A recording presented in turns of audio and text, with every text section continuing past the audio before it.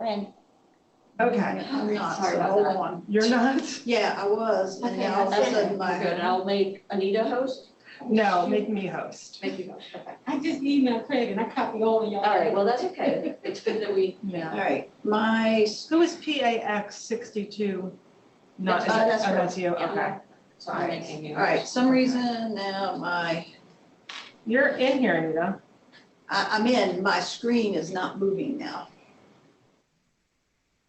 Hit escape and get on Beginning.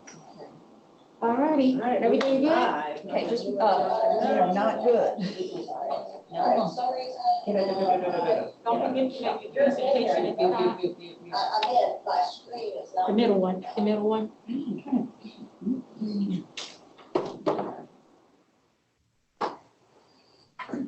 Oh, Don, you could make me a co-host. Yes, I will make you a co-host. I can find you again. Where are you? All right, so the one thing that we need to check, captioning. I need to test captioning. Can we test captioning?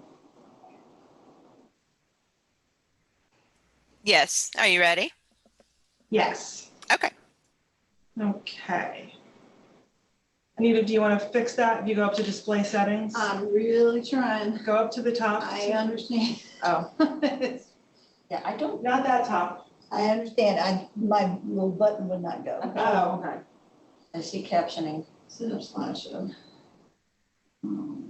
Getting. Oh, great. Thank you. Captioning is on. Okay. I want a slideshow. Oh, just, just from beginning or? Okay. And then just. That's what it did, but it was given. But then you have to go up there where it says display Display settings settings. on the top. And then just swap. Swap, yeah. I hate that. Okay. Okay. All right. Let's just show you two. All right. And Are we ready that's to okay. begin? We are ready. All right, so All right. record. Okay. Ready? Okay, I'll be in my office if you need me. Okay, we're recording? Yes. Okay, are all my members on? You gonna do roll call? Okay, not. I'm going to roll call in. Thank you, everyone, for your patience today. We were having some technical difficulties. Welcome to the Department for Aging and Rehabilitative Services Employment Service Organization Steering Committee meeting for October 6, 2020. I'm going to go over some housekeeping before we get started. Due to the active state of emergency, this is an electronic meeting pursuant to item 4-0.01 of the 2020 Appropriation Act. Meeting notice has been provided. The meeting is being recorded and minutes are being taken. All votes will be conducted via a roll call of voting members. Members are participating via Zoom. Meeting materials are posted under the Employment Service Organization Steering Committee's meeting tab on the link posted on the slide. Members of the public are able to live stream this meeting via the DARS YouTube page. Please be advised that if the live stream is interrupted, we will need to pause the meeting until it is restored.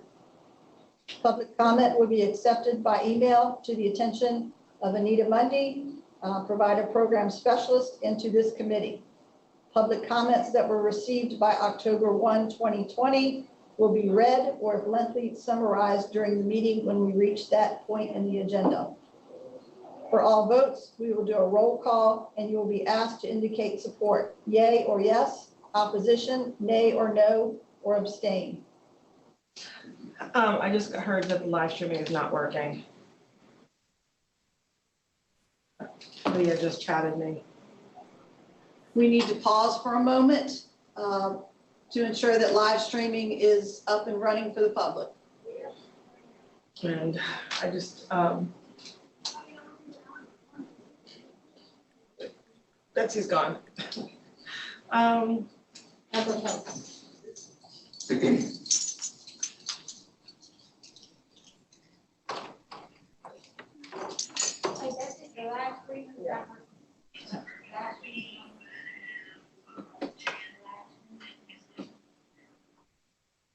Okay.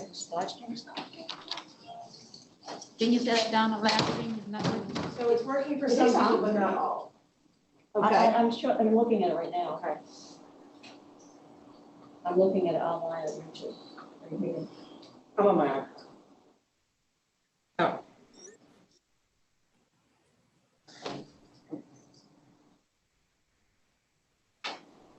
It's still live. Leah could get this one. Uh-huh, Who's saying it's not? Leah. Leah? gotcha. So your stream is working, right?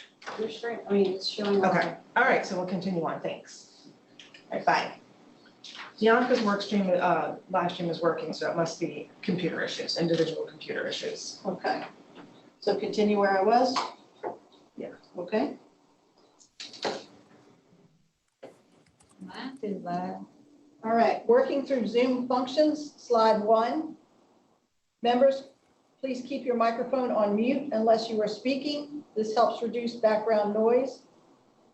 Before you speak, please state your name. Not only does this help your colleagues on the committee know who is talking, but it also helps with the documenting minutes and the captioner with providing real-time captioning. Members, please enable your video. And please be aware the system may capture your image and video during the public streaming and recording. You may use the chat features as well, and this will be monitored. You may also use reactions to do a thumbs up for agreement or clap to raise your hand to speak. These are also being monitored. If you would like to view the real-time captioning of today's meeting, please click on the CC button on the menu bar at the bottom and select Show Subtitles. Captioning is not automatic for members in the Zoom. You will need to turn it on. For those watching via YouTube, captioning will be provided with the streaming. There is an ASL interpreter available for today's meeting.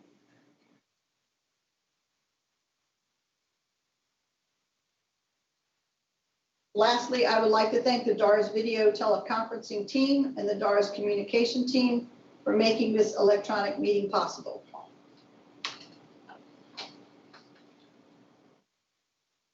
The purpose of the Employment Service Organization Steering Committee is to report to and advise the Commissioner on policy, funding, and the allocation of funds to employment service organizations for long-term employment support services and extended employment services pursuant to 51.5-169.1. At this time, I'd like Shirley Lyons, the committee chair, to do the roll call of members. Morning, everyone. Thanks for everybody who's helping us get this going. I'd like to call the meeting to order at 10:22. And we'll do a roll call. If you could indicate by saying here, it would be helpful. Robin Metcalf. Here. Jim Finnerty. He was having some technical difficulties. Chuck McElroy. Present and accounted for. Alan Hargraves. Hello, can you hear me? Yes. Joanne Hello? Aceto. Oh, Jim? Yes, Jim, we hear you. Okay, great. Thank you. All right, Joanne, I got you. Megan Bergen. Yes, ma'am, I'm here. Teresa. Here. Chris. Present. Jason. Here. And we know Anita's here. Do I need to go through the DARS list, Anita? No. Okay. We will then establish that we have a quorum and we will move on to the next agenda item. Agendas were emailed to all members. So the first thing on the agenda is to review the minutes from July 21st and review our proposed agenda. So we'll start with corrections or changes to the minutes from July 21st. Does anyone have any changes or corrections? I guess that's the same thing.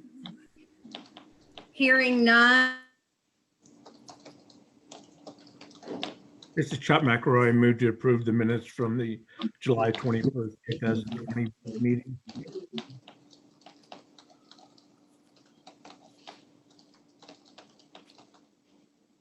Did we lose Shirley? Shirley?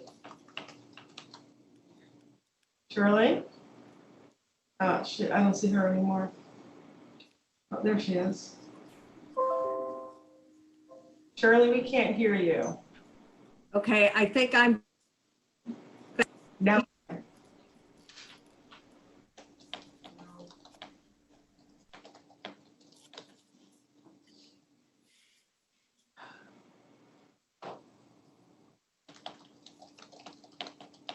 Shirley, you're muted now. okay, now I'm back. I'm so sorry. I guess my computer is kicking me off. Sometimes if you turn your video off, it helps. Okay,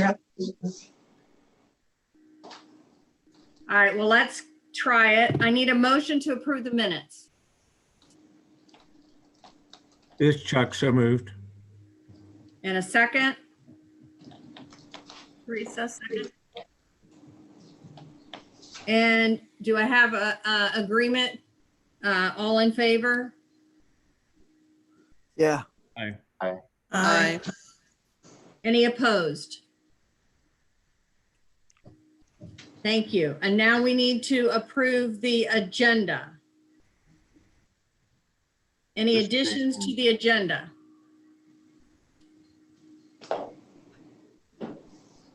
Hearing none, I'll ask for adoption in order for a member to, if somebody would like to approve the agenda. So approved. Second, This is Jason, second. all in favor? Aye. Aye. Aye. Aye. Aye. All right, thank you. Jim, aye. Yeah. Anita, are there any public comments? No public comment was submitted. Okay, we will move on then. Public comment period has now ended. So the first thing on our agenda is the election of the chair and vice chair. And I think Anita is going to take it at this point. Am I correct? Correct. Per ESOSC Code of Virginia, Section D, each year the committee shall elect a chairman and vice chairman from among its members. The committee was distributed the bylaws on the Section 5 election of officers. Each year, the committee shall elect a chair and vice chair from among its committee members at the second meeting of the state fiscal year.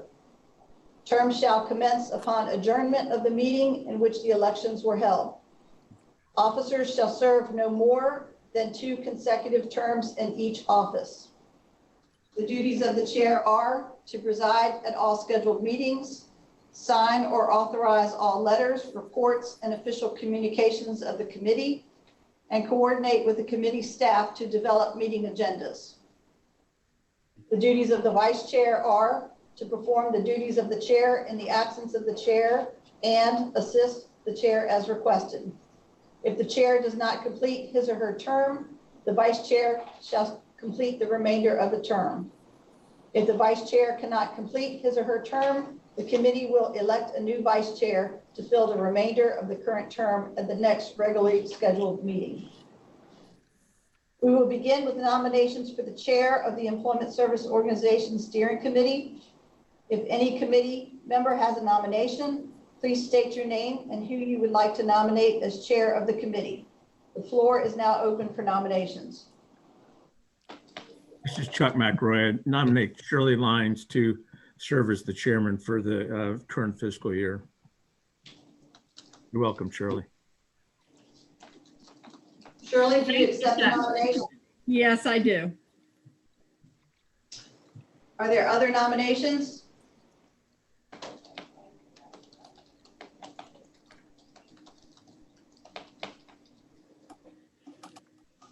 Okay, if no, nominations for chair are now closed. May I have a second motion to nominate? Yeah. That would be Jim? Okay. Is there any discussion? Tom, I'm in a meeting. I'm in a meeting with that. Bye. Okay. All right, so the committee will now vote for the chair of the ESOSC. This will be conducted by roll call vote. Please answer with a yes or no. The nomination for Shirley Lyons to continue her role as chair of the ESOSC. Shirley, Yes. Robin,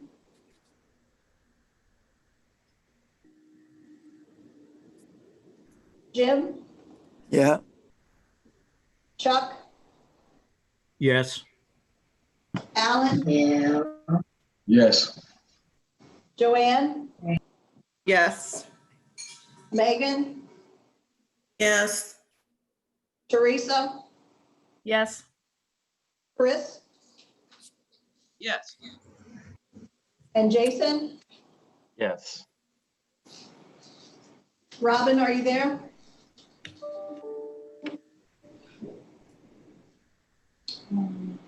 There's Robin. I think we lost Robin. Let me check. No, She's seems here. to be muted. Can you, Robin, shake your head, yes or no? Thank Can you you. unmute yourself, Robin? There you go. Can you hear me now? Yes. Okay. Okay. The motion is carried by unanimous vote. Shirley Lyons will continue as the chair of the ESOSC. The committee will now move on the election of the vice chair. If any committee member has a nomination, please state your name and who you would like to nominate as vice chair of the committee. The floor is now open for nominations.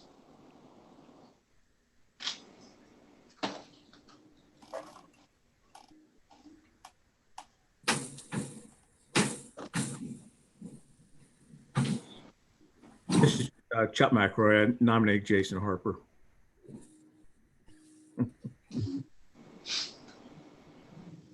Jason, do you accept the nomination? Yes, I do. Are there any other nominations?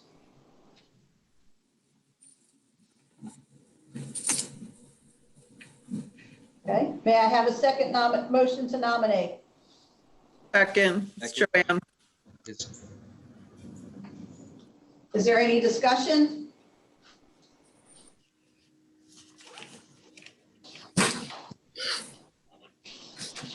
Okay, the committee will now vote for the vice chair of the ESOSC. This will be conducted by roll call vote. Please answer with a yes or no. Shirley Lyons, Yes. Robin, Yes. Ardo, 24 pages. Jim, Yes. Chuck, Yes. Alan, I'll make Yes. Joanne, Yes. Megan, Yes. Teresa, Yes. Chris, Yes. and Jason. Yes. Okay, congratulations. Jason will be the incoming vice chair for the ESOSC.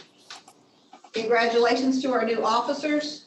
I'll be connecting with each of you to review specific details of your positions. You both will assume these new roles at the close of this meeting.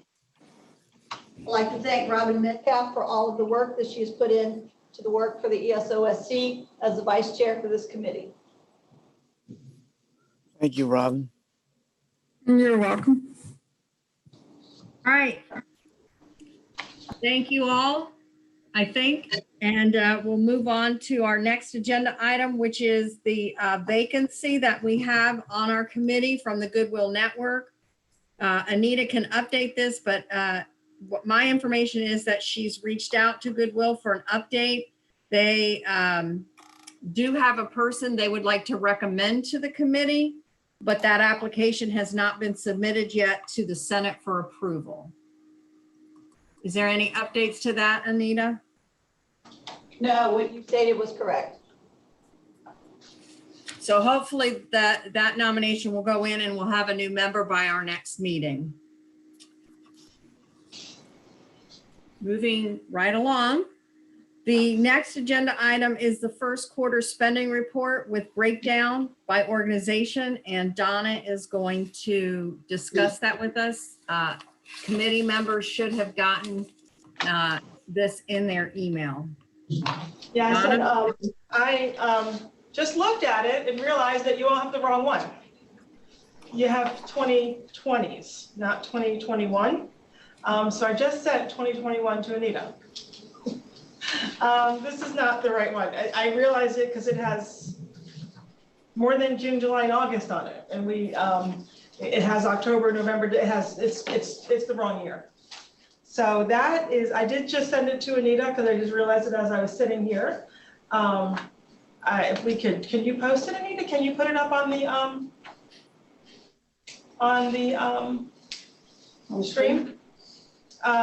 So rip that one up. That's the wrong one. So while she's doing that, can we talk about the balances that you all received? The actual projection review that you have is correct. It's the breakdown by organization is what's incorrect. So Donna, this is Chuck. I'm always in a state of confusion. The document that was distributed had the results from fiscal year 2020 on them. Are we going to review those? Which now you're talking about the breakdown by organization? No, the quarterly projection review. Yes, the comparison? Yes. That's correct. The breakdown by organization is the document that was incorrect. Got it, yeah. For both Lettuce and EES? Yes. The breakdown by organization, just go ahead and we'll post that and get that sent out shortly. But yes, this one, the quarterly projection review that says state fiscal year 2021 versus state fiscal year 2020 is correct. So as you can see, we are, oh, this is right. You don't have to put this one. Oh, okay. Yeah, this is the one I'm reviewing. At the moment, you can see that we have significant potential balances in both Lettuce and EES. We are right now projected to have a balance of $1.7 million in Lettuce and $1.668 million in EES for a total balance of projected balance of $3.372 million. This is, of course, includes June, July, and August. We do know that people are going back to work. We have been notified by some organizations that have not had individuals come back that they are bringing people back. So that we do expect increasing spending to increase. How much more, I don't think we'll have a good idea of that until the end of November, which will be the first half of this fiscal year.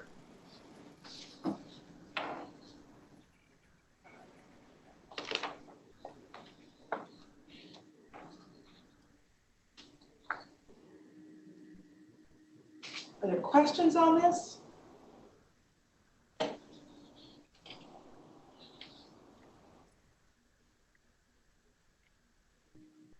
Is there not much money used? I'm sorry, there was two questions at the same time. I'm sorry, this is Jim. Is there not much money used because of the shutdown? Yes, we are projecting a balance. It's because of COVID and that people have been out of work. Although we are seeing a slight, I think, increase in spending than we did, of course, from earlier this year. I see. Is there another question? This is Chuck. Donna, the numbers on the share screen are impossible to read. Can you go over the balances again as of the end of the first quarter?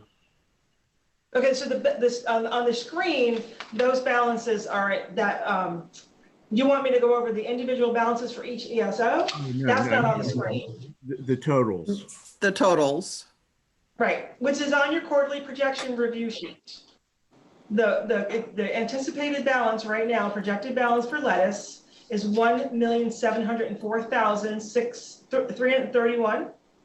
And the projected balance right now, as of August 30th, for EES was $1,668,467. That's not on the screen. That's on the sheet that we sent out. But that number, The colorful sheet. Donna, the 1,650,398, the header on that is for state fiscal year 2020. I didn't say what, no. If you're looking at the left of that sheet, you want to put that one up, Anita? So if you're looking to the left, all the way down, so you see state fiscal year 21, if you look at the August 31st, 2020 column, go down to where it says projected balance for fiscal year 2021. You should see 1,704,331. Got you. And if you look underneath that, all the way down the bottom, you should see projected balance for EES as of 1,668,467.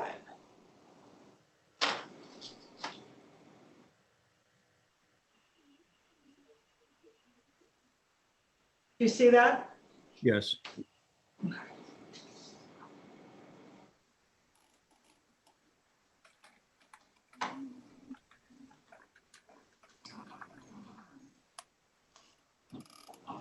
So Donna, since we don't have the organization by organization, can you just kind of give a summary? Like, can you tell us about how many organizations are not spending any of their money versus, because we're only expending 18% of the lettuce and 9% of the EES. So is there any kind of, because we can't really see those and look at those, can you give us any kind of summary? We only have one, let's see, what we're looking at. We only have 2 organizations that aren't spending anything at all for lettuce, but we anticipate those will be reopening this month in September or October. Well, October. So we do expect that spending to ramp up, but we do have organizations that are not spending enough or a lot. Maybe they only have a few people back at work right now.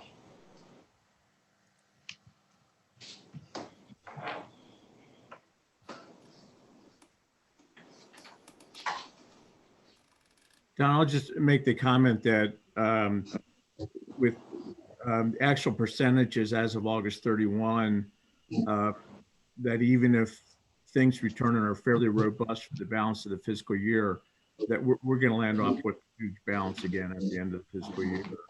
So I just question whether it's really prudent to wait until the second quarter results are available before we consider any sort of a additional economic relief fund grant opportunity. Well, and that's how, well, and one of the things that we wanted to ask is how would, we would like, if we do something, another economic relief fund, we would like to do it differently than we did last year, because we did it fairly quickly to get money into everybody's hands as fast as we could. But we would like to know how you would all suggest that we do that this time. All right, so in view of the agenda, we do have a section in the agenda to discuss this. So at this point, let's continue. Does anyone have any further questions before we get into that discussion in terms of Donna's report? Or Donna, do you have any other information that you think we need to know or hear about before we engage in our discussion? I don't, and we'll get the the projections by organization sent out to you today and posted today, so you'll have that.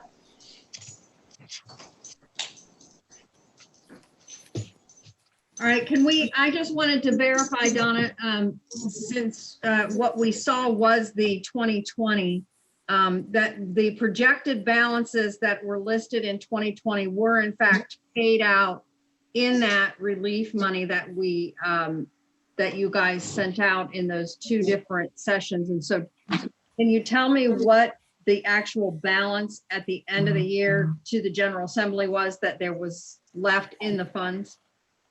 Was $156,066.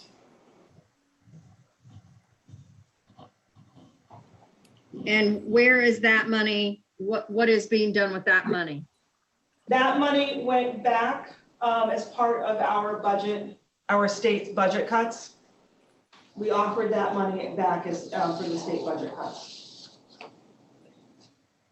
This is Jason. I just quickly looked at the numbers, and so the projected balance, according to this PDF spreadsheet, was 1.65 balance. But then I looked at what was spent on the COVID relief funds, and it was 1.574. The difference being $75,000. But Donna, you said it was 170. 156 from what I believe. I didn't get and those are my own calculations. So Okay. I can get the exact calculation from John Daniel. And that's For what my was calculations, I had 156,066, but I'll get the exact number. Okay, thanks. Donna, I think that number is really critical to the work of this committee. So I would encourage you to get that out as quickly as possible. Yes, Chuck.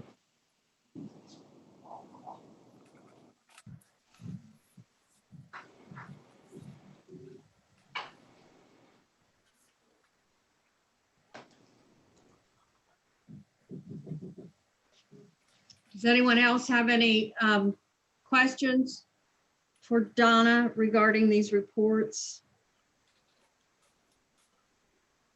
I do have a question. Jason, are you getting your balance from this projection review for 2020? Yeah, That's a projection. That's not actual. Okay, got it. Yeah, Yes, that's what I was getting at. projected. Yep. Okay, And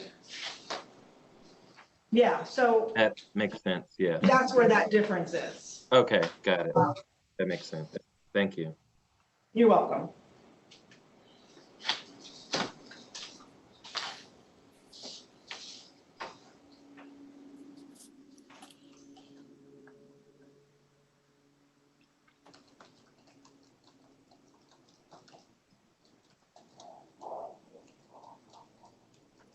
Are there any other questions on this?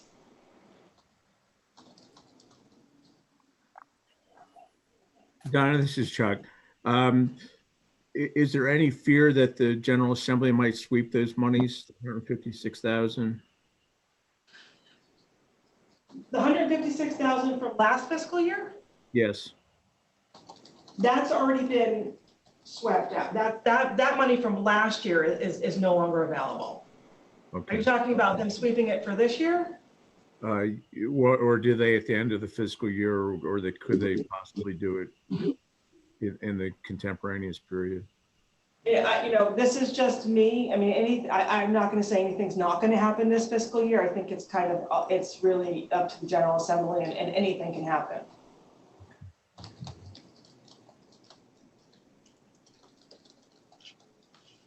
So Donna, one more question, I'm sorry. So we did the 2 relief funds. Were there any people not funded? We had 2 organizations. We had some organizations that did not get the amount that they requested. And we had 2 organizations that missed the deadline and did not get relief funds because we didn't know about it until after all the funds had been, after the end of the fiscal year.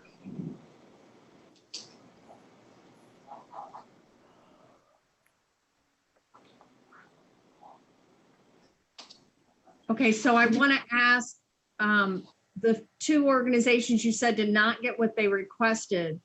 If there were $156,000 available, why were they not given what they requested? Because we tried to look at equity, and we wanted, because how we put the information out, and where people were asking for, we did a 4-week time period. Some people were asking for months worth of relief, and other people were asking for amounts of funding for their other services other than employment. So we didn't feel that was appropriate to give funds for those services, because we didn't put that out for everybody. So then we felt that everybody could have asked for those.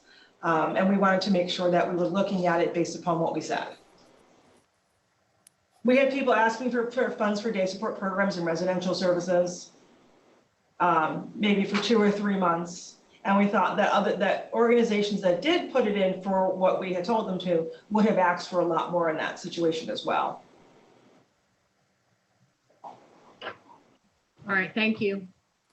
Are there any other questions of Donna from the committee before we begin a discussion?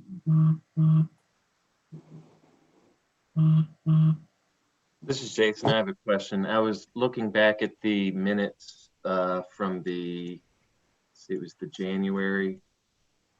January meeting. And when we were looking at the, there was a public comment from Karen that said it was important to make VR counselors aware of the projected balance of the Lettuce EES funds. Some of the ESOs have seen an increase in JCTS referrals, and also with Category 2 opening up their increased JCTS referrals. Just wondering if there was any sort of awareness brought to the VR counselors about this projected balance. Not that I recall, but I think those are two different things. Decisions wouldn't change for JCTS or Category 2. Category 2 individuals aren't eligible for Lettuce EES support employment. So if somebody's JCTS, that wouldn't change based upon a balance in Lettuce EES. But no, we did not do any type of notification to our counselors.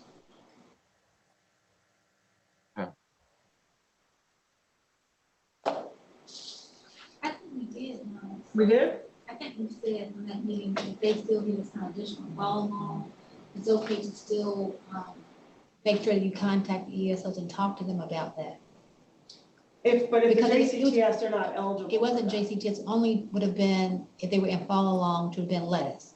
That if they were having difficulty in the job, we can remind them that they could go back and ask for job coach services if they were needing to help.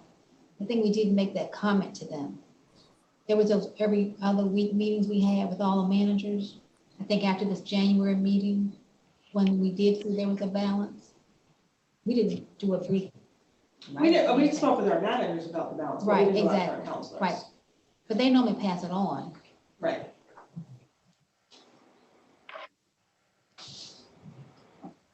All right, any other comments, questions to Donna regarding the report?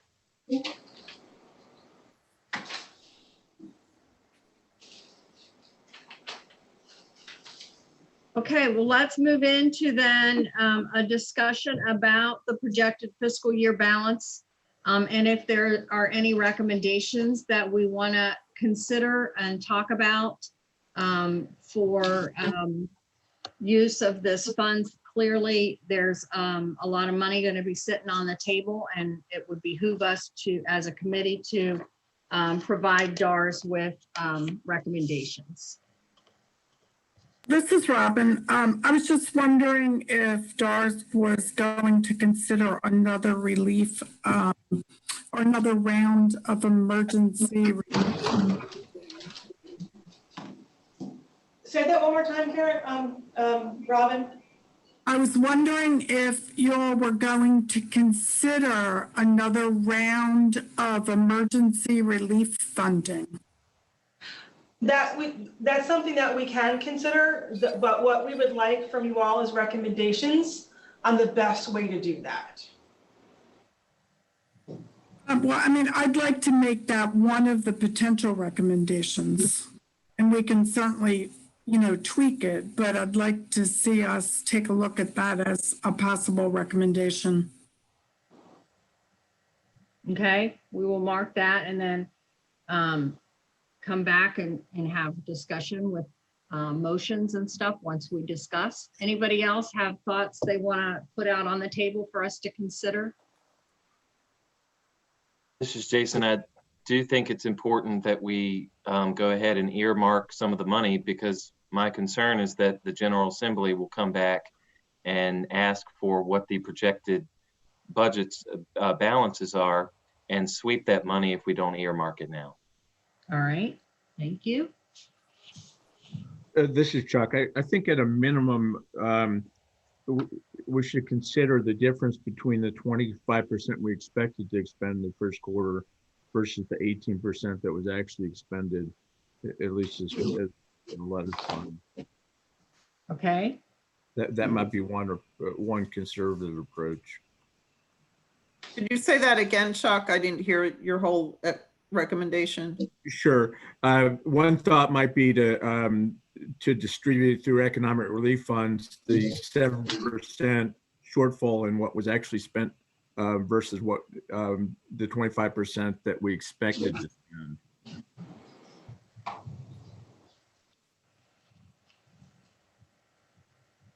Is that clear? yes, thank you. Other comments? Other areas for discussion? Beyond the emergency relief, is there any other ways that you would think that we could look at spending this money? This is Jason. I would like to revisit some of our ideas that we had brought to the commissioner and had been approved by the commissioner back in January. We had come up with a list of ways to spend the money. We can revisit that as well.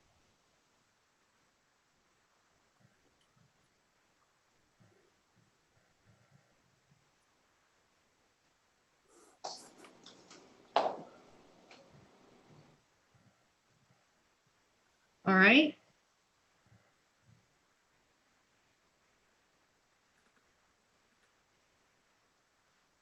Other comments, concerns, things you want out on the table before we move into more specific conversations? Jason, do you happen to have that list of suggestions readily available? I do, yes. Go for it. You want me to discuss it right now? Well, if you could just enumerate them, I think it might be helpful for kind of the next leg of the discussion. Yeah, so back in January, the committee agreed about that DARS would send out a survey to obtain feedback. I don't know if that survey was sent out. I think it was supposed to be sent in March, and then COVID hit. That was going to survey the organizations about different sort of training needs that they may have. We talked about job development in rural areas, systematic instruction, using assistive technology, best practices for SE. We had talked about organizations currently providing facility-based employment. Training would be offered to assist them to make a move towards competitive integrated. We had talked about up to $300,000 or 40% of the projected balance to be used for capacity building, specifically in underserved areas. That's what I'm seeing right now from the minutes. I'll go back through but those were some of the suggestions that the commissioner had approved. Yeah, I just would make the comment that the world obviously has changed since January, and that there are a number of organizations that are on the mat as it relates to funding.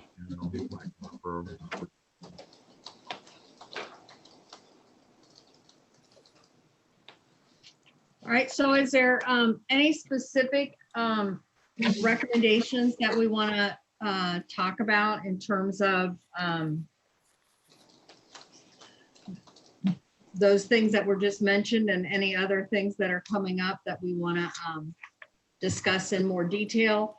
I would ask a point of clarification, Donna, can you give us some ideas of some of the concerns that you guys had around the last set of relief money and what kind of guidance you're seeking in terms of that? Do you want us to be more specific in what you'll pay for, or what exactly is the is your request kind of from us? We would, well, it was kind of, I mean, we tried to base our decisions based upon numbers of people served and employment and numbers of staff, and we just don't, I don't know, maybe you all felt that it was the best way to do it. We would just like your guidance in how you think it would be the best way to make these decisions. We want to be able to, I don't want to say the word defend, justify the decisions. And I think we can, but I just think that, you know, we did it so quick that we would like to have a more thoughtful process now to make sure that it's equitable for everybody.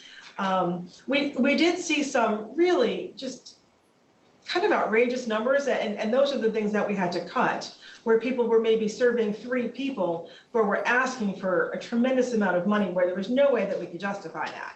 And so we had to make those changes.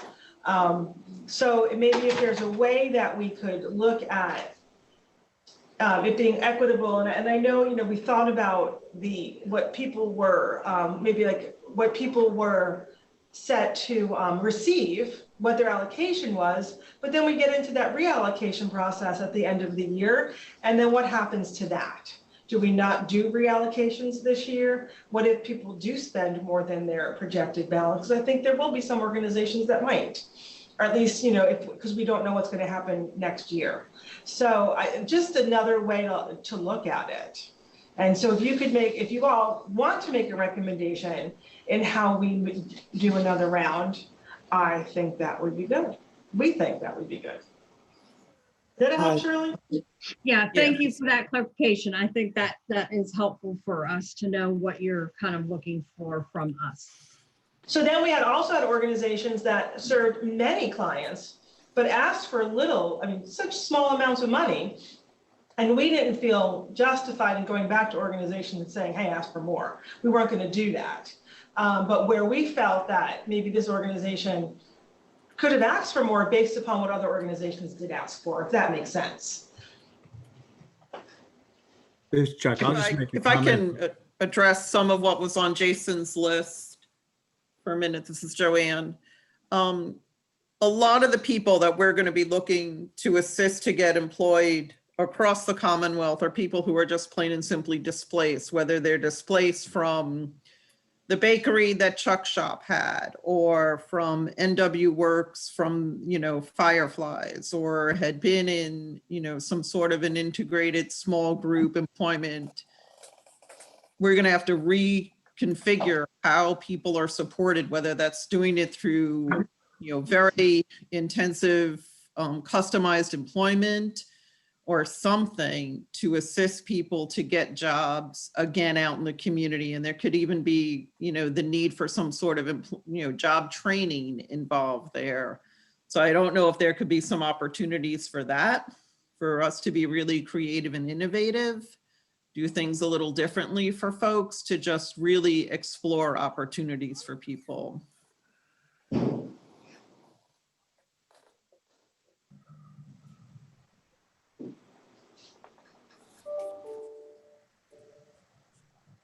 This is Chuck. I want to double back on Donna's comment about what organizations asked for. I think after seeing the list of grants and some of the dollar amounts that were doled out, that many organizations that may have been on the low end or conservative end will probably change their approach to subsequent applications. And I agree, Chuck. And I also think, though, that'll make it even harder because now we won't have enough money to fund it all. And then how do we make those decisions? So that's where I think that this group, we would seek your recommendations, because then we'll have to make some really tough decisions. And how do we do that? What's the best way to do that? Or do we set some type of a standard amount per person served? There's currently in lettuce and EES, I don't know. We tried to do a little bit of that when we were looking at organizations that asked for a whole lot and we couldn't justify it. But we don't know. We would really like your input on that. I should say, not that we don't know, but we'd like your input on that. I mean, with that, Donna, DMAS did use a standard, whether we all agree with it or not, in terms of their retainer payments or service preservation payments. You know, there was a standard percentage that was used in terms of the allocations of DMAS funds for those folks who were waiver. And that could be something to be looked at, is to try to do something similar to that sort of methodology. And we have those percentages based upon the allocations. So we do have percentages that we could use. I agree. This is Jason. I agree that I think the most equitable way to do it is based on current spending, and, you know, what percentage that is, I don't know, but, you know, finding a number and doing it on current spending, that seems to be the most equitable way. But also, I guess we would need to consider, I think, Donna, you said there were 2 organizations that were not currently spending anything, but we're hoping to ramp back up. You know, I think it's fair that those organizations would have some, almost like a retainer fund, to be able to build their capacity back up. Right, when I was talking percentages, Jason, I'm sorry, I was talking about percentages that the fiscal year 21 allocations were based on, not what people are currently spending, because spending is down for so many organizations. So even organizations that are spending, it could be less than 1%. In that sort of case, they could look at the first 6 months of 2019 in terms of what typically the agencies had been spending or something like that, or the last 6 months of 2019. That sounds good. I agree with that. So Joanne, sorry. This is Jason. Joanne, you're saying base it on kind of like pre-COVID spending? Okay. That may give a more accurate number of what an organization has a capacity to do. And that's what other funding sources have been doing, is basing it on a 6-month span prior to COVID. I mean, it can be tweaked. I'm sure that, you know, some agencies, maybe their enrollment has gone up or down, but then you figure out per person, how much was that spending generally over that 6-month period per person, times the number of people you have enrolled, or how many people you expected to have enrolled. I mean, those are some of the nuances. So another thing to think about, though, is when we do our allocations each year, we do it based upon a percentage of the whole. And so fiscal year 21 allocations, we did it based upon, in the 3-year rolling average, based upon the 3rd quarter projections for 20, because the 4th quarter of the year was so significantly underspent. So we have that amount, that percentage amount for everybody. So for example, just say that, you know, that this committee recommended that we do $100,000 for emergency relief. Then whatever your fiscal year 21 allocation was based upon, whatever that percentage is, because we know it was pre-COVID, then we could allocate that to all of the organizations based upon that same formula that we use to do allocations. And that would give everybody money. Now, not every organization requested money. Only about half of the organizations requested relief funds.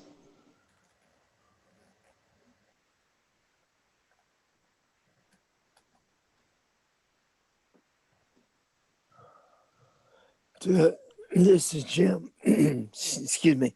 This is Jim. Do those organizations, are they in the same position that maybe we're finding ourselves in? Do they not use all the money that was allocated to them due to the shutdown, COVID-19? Have we thought about that? Most most organizations, and I don't have that information on me right now, did not spend their funds, but we had a number of organizations that did have an outstanding balance and did receive a reallocation at the end of the Okay. year. Okay, just curious, that's all.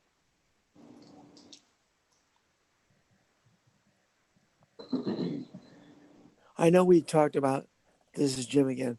I know we talked about people that were in rural areas not being served well in one of our last meetings. And the problem with that was that it cost a lot of money per client, whatever. And that might be a way to use some of it. But the problem with that is once you start that, it's going to be need to be incorporated in afterwards.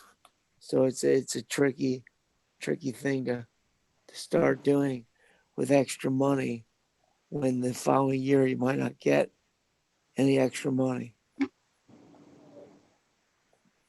Mm-hmm. Do you understand what I'm saying? Yes. So does anybody have any thoughts that you want to put out there that we could kind of look at and think about? I kind of go back to something Joanne said about the preservation payments from DMAS. And one of the things that was based on was the billing you were not able to do, but you were not, if you did bill, you had to kind of subtract those hours. So you weren't able to bill for hours that you were billing. You know, you weren't able to put in a retainer payment request for hours you were billing. And so that, you know, it's a little easier with the way DMAS bills, I think, than it is the way we bill for lettuce. And so I think that using that formula may make sense, but that process that they used could complicate it. So I'm not sure. That's where I kind of get, I kind of bog down as how would we literally just say, this is your allocation. 7% of our money at this quarter has not been spent. And it's even more in EES. There's, if I do the math right, 16%. I had to subtract there. That was harder. So do we do it that way? Do we say this quarter 16% was not spent? You would get 16% of your unallocated, any money that you have not billed so far. That's what you would do, which does hurt organizations that are operating and trying to do the billing. So I'm opening it up out there for people to throw out ideas and how we would structure this recommendation to DARS. This is Chris. I think one thing we need to consider is that it's a sizable amount of money, and whatever recommendation that we offer to DARS needs to account for making sure that money is earmarked. So Donna, because I'm not good at math, what is the percentage that you're projecting right now? 1.7 and 1.66 as being unallocated. Do you know what the percentage of that? What is that percentage? If you give me a minute, I can give you like a rough calculation. Yeah. So we've got. We're not talking to quantum physics professors. I mean, I'm a social worker, so I don't do math. Roughly 40%. If we look at, if the total is 8.6 million, I think it is for lettuce EES, and this is 3,372,000, it looks like 39%. Okay. Donna, that looks correct. Okay, thank you. So based on that, I think when we talk about our recommendations, we have to recognize that we're looking at that amount of money. And I thank you, Chris, for bringing that up. And so how would we ensure that allocation?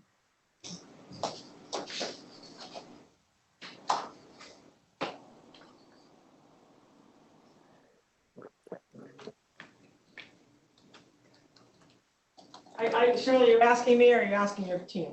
I'm kind of asking everybody, yeah. Okay. Just trying to get ideas out on the table so we can have a format to, right now, we've just kind of thrown stuff out there, but we don't really have anything that we could put in as a recommendation or vote on or whatever. So I'm just trying to get. This is Lisa. I have a question.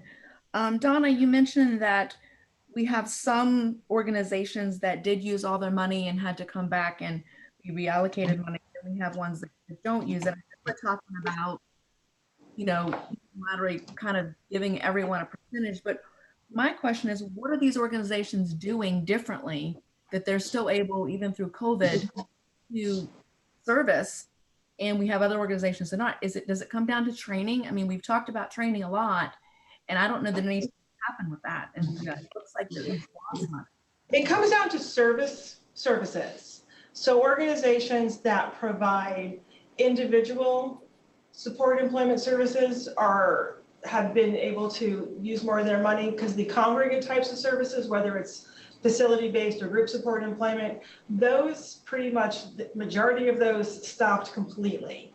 Whereas the individual services for people working and being supported in their individual jobs did not, they did suffer, and a lot of those individuals also lost their employment, but that was not as severe as those groups kind of services.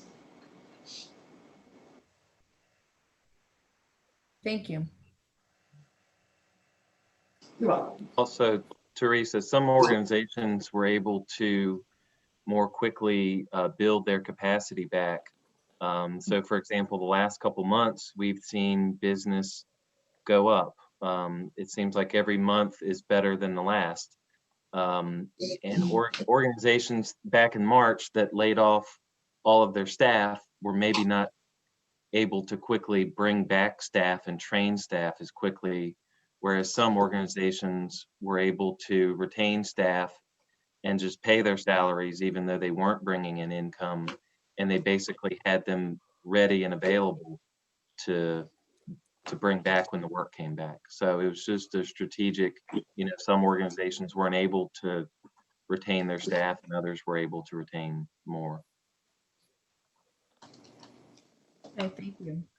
Yeah, And I would also add, think it has to do with the type of jobs the clients Yes. were performing. Because if you had a large group of people working in the restaurant industry, for example, a lot of those individuals lost their jobs. Whereas there were some manufacturing organizations that continued to operate throughout. And so I know that for us, the majority of our clients who had job issues were in the hospitality type fields, whereas our manufacturing customers kept people on if they deemed themselves an essential business, then they kept people working, whereas others did not. And so that really that balance was hard to figure out and to keep people working, at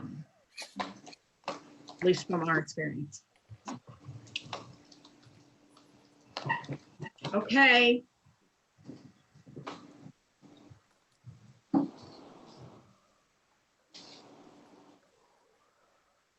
Shirley, I would just reiterate, if one of the suggestions can be, again, I don't know how to operationalize it, but some sort of either a grant or some startup opportunities for those who were really displaced through group employment, or some of the businesses that have gone out. Like I said, we know of at least 2, if not more, that have gone out of business. Some of the bakeries that have been out there that were longstanding in our employment community, something in terms of very customized employment opportunities for folks who they're going to be harder to place. I mean, those individuals are going to be harder to place across the Commonwealth. In addition to some sort of an allocation of the remaining EES and the lettuce funds between the organizations. I don't know about the rural areas, how they are rebounding from this. I mean, for those of us who work in areas where there's a lot of defense contracting going on or federal projects, the unemployment situation is not quite as horrible as other parts of the Commonwealth. So I'll leave that out there.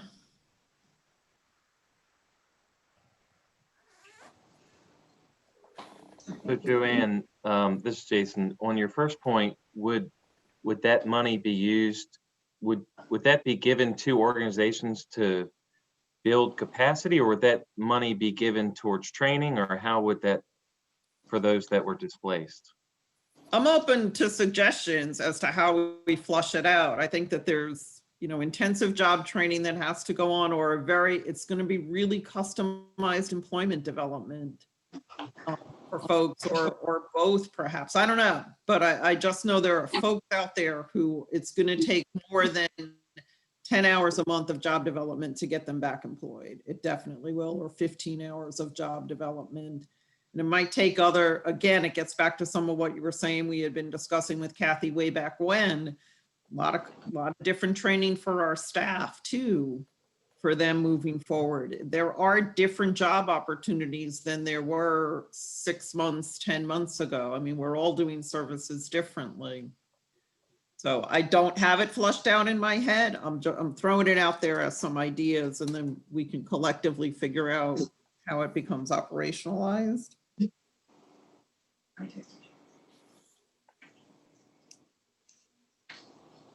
This is Alan. So in the rural areas, some things that I'm seeing trending, a lot of people are trying to put people back to work, but they're asking people to do more duties than they were potentially hired for. So to Joanne's point, training would be, I would see more intensive training on that end, and more customized on that end, because a lot of my lettuce people that have gone back to work, they're asking them to do more duties than they were originally hired for. Not sure what y'all seeing on your end. Even in the Richmond area, Richmond City, we have some people that were hired as lobby attendants. Now they're doing some light prep work as well in the hospitality industry.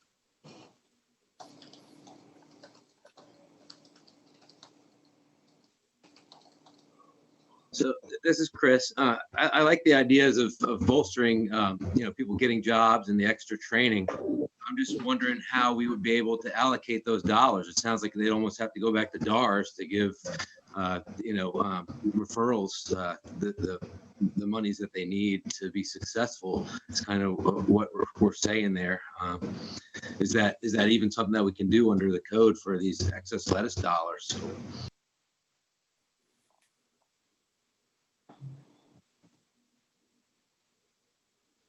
I don't know the legalities of it, but I don't think we'd want to mix the lettuce dollars with the 110 federal dollars that goes towards placement, training, job development, those kind of things. So I don't think we'd want to do that too much. So it might be challenging to try to talk about bolstering client services outside of some almost application for training dollars outside of the auspices of DARS, I'm assuming. So I like that idea. It just may be a hard avenue to go down. So would it be feasible, do you think, I'm just thinking out loud, but would it be feasible for us to give a couple recommendations kind of by on a quarter to quarter basis?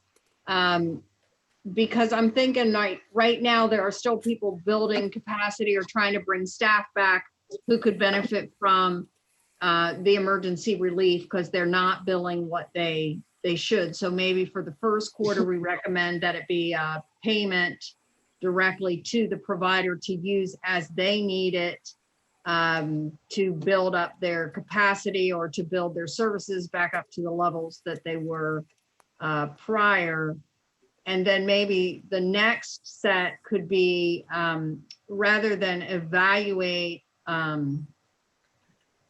or try to develop a training of itself, that we utilize the training that's out there and maybe provide stipends to employers who would then send their staff through the trainings that they would need through an ACRE training or VCU training. I mean, I know there's other organizations out there that are providing training right now that we, and I know for my organization, we're not able to spend any training dollars right now. That has been one of the cuts that we've had from the county. So, but if we had money available in the terms of a stipend that we could get reimbursed for that training if somebody successfully completed it or that kind of thing, that would then allow me to send staff to some training that they might not otherwise be able to attend. I'm thinking out loud, so help me.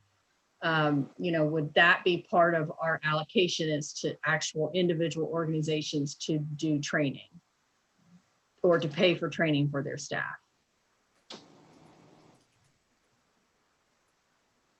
But in the end, organizations could use their provider relief fund. That's what they could use it for, is to invest in their staff. Yes, they could, but if you're using it to basically reimburse yourselves for the money that you're not bringing in to replace your revenue, then it's hard to say we'll take that money and pay for additional things like training. Because there are some organizations not even able to pay for benefits and their hard costs that are kind of out there. I think getting the money to the organizations now, especially, the smaller organizations right now that maybe just have 1 or 2 staff, it's going to be difficult for them to build any sort of capacity without cash. And so getting that money to them now helps them build capacity. And then, so Shirley, you were saying maybe do an initial provider relief fund now, and then a second round could be earmarked for training. It could be. I'm just thinking, they can't expend all the money right now because we don't know ultimately how much money is going to be left. These are just projections, but we do know that we have a good chunk of change right now, even after the first quarter. So we could take that money and allocate it. It's almost 25% if you do the 16 and the 9. And say we will do an initial allocation using that 25% that wasn't spent the first quarter, and then have recommendations for what you would do after the second quarter and after the third quarter. I'm just kind of thinking out loud, because then you would know the money's not spent and you would be able to base it on that. So just a Probably 10%. minor correction, it's actually 7% and 16%. So 7% rather than 9% on lettuce. Oh, sorry. Okay, But so when you add the balances up, it's only actually 10% of the whole, which would make sense if we're ending up thinking we'll be 40% unspent. It's 10% the first quarter. So if you look at 426,000 and 417,000 is only 843,000 that wasn't spent, that was expected to be spent in the first quarter. That's only 10% of the whole. Thank you, Donna. I You're told you I welcome. wasn't a math major.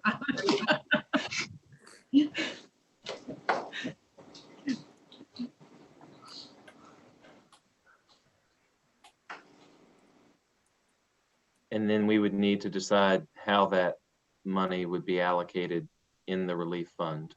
We had talked about it being allocated based on spending, on pre-COVID spending.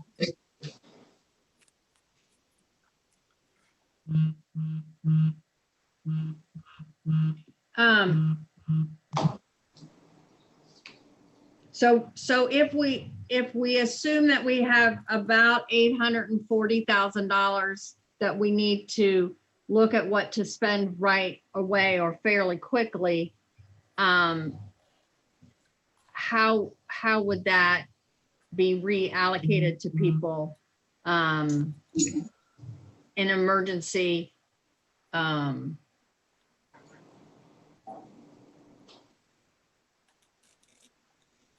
How would you do that? Thoughts on that? Like, what would our recommendation be? That they do a certain percentage to every organization, or they do a lump sum in, you know, we take the 840,000 and divide it by the how many ever organizations there are and everybody gets the same amount, or what's the thought process here? This is Jason. My recommendation would be based on last year's spending.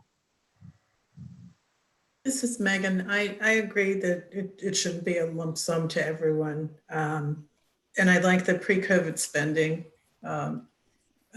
sort of analysis there to see if we can get back to that. I don't know if we should do 6 months or which 6 months or 3 months or which 3 months. But yeah, I think pre-COVID spending would be a good benchmark to go by.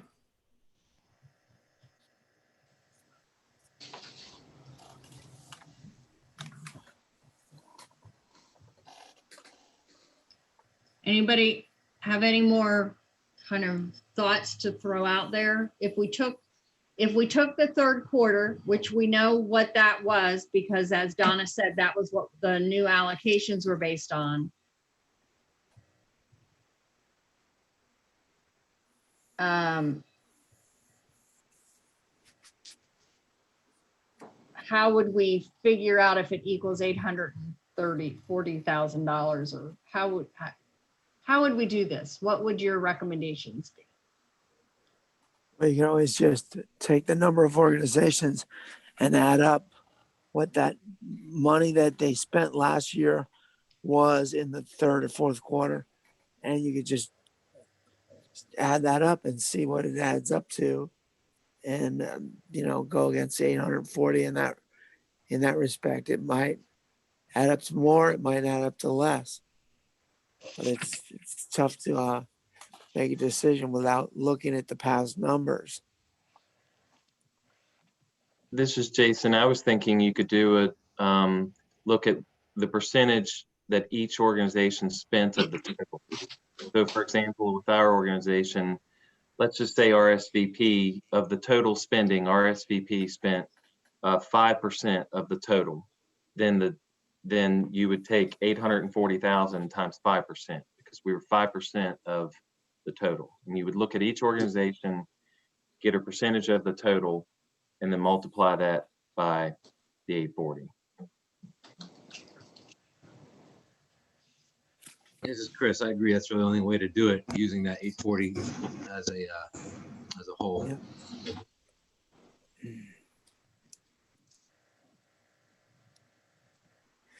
Because we also don't know exactly when things are going to open up and be at full steam again. We think it's coming soon, but you know, it's still up in the air.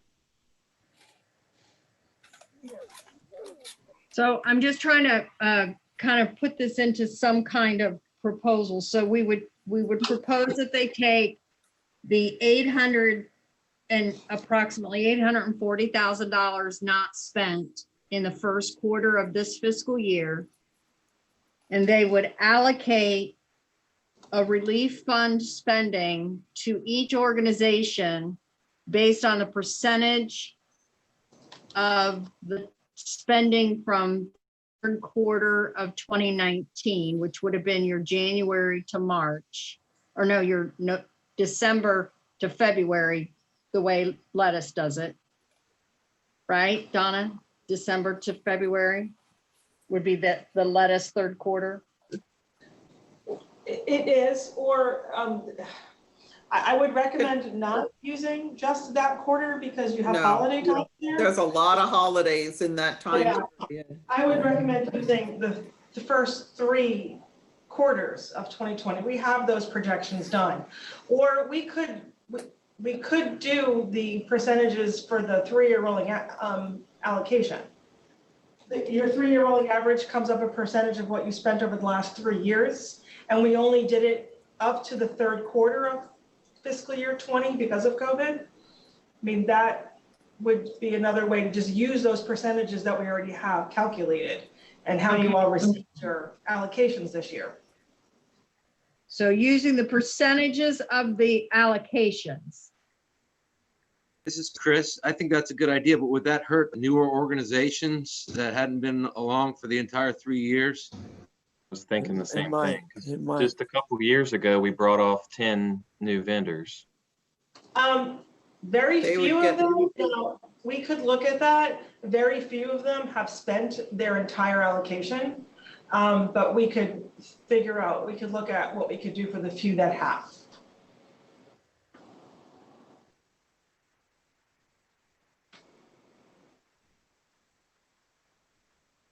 Okay, so I'm trying to, again, be a little more detailed in our recommendation, is that we would take the percentage of allocations for each organization, and we would allocate a one-time relief fund. Based on, Yeah, a one-time relief fund payment based on the percentage of their allocation for this fiscal year, right, Donna? The allocation from this fiscal year. Right, so for example, your allocation for this fiscal year might be, I'm just gonna say 10% of the entire allocation of available amount. Right. That, we could use that. Now, but here's the other question. Not everybody, I believe, would want a payment. Not everybody applied, only about half. And there are different reasons why, we really never went back to the people and asked them why they didn't apply. But how do we do that? We're just going to assume that everybody wants it, or do we need to find out first who would want it, want payments? Because it's pretty significant that only half applied.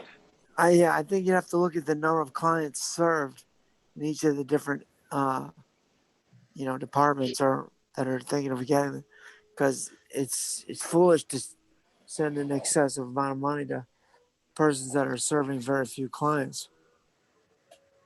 So would it be, go ahead, Jason. You could send out a simple application that asks, would you want these funds? You return the application. If you don't want the funds, then it would change how you distribute the 840. Because that's a good point. Not all organizations may want the money. And then there's another question. Really? Donna, another question in there while you're talking about this. What about, there's two different balances in EES and lettuce. How are we going to work with that, with those balances? So for example, there's 426,000 available in lettuce and 417,000 available in EES. Are we going to, if you're an EES vendor, is it only going to be divided up between EES vendors, that 417,000, whereas the lettuce will be allocated to everybody? That's a lettuce vendor. Well, first of all, Donna, I think there should be an application process, regardless of whatever else we decide. Maybe EES should just go to EES vendors and let us go to the people that are only lettuce vendors or don't have access to EES. That was just one thought.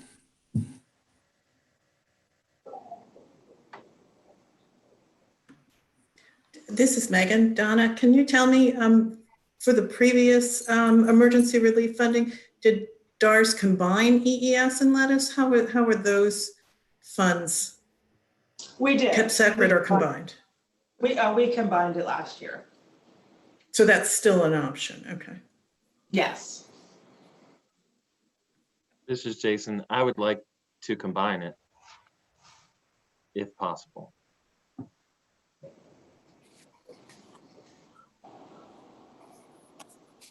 It seems to me, this is Megan again, I'm sorry, if we want to maximize the utilization of this unspent money, then it does seem to me that we would want to combine it and allow all the organizations access to these funds to sort of, try and survive this pandemic or build capacity or whatever. But to me, it makes sense, and it just seems simpler to combine the funds. It's much simpler.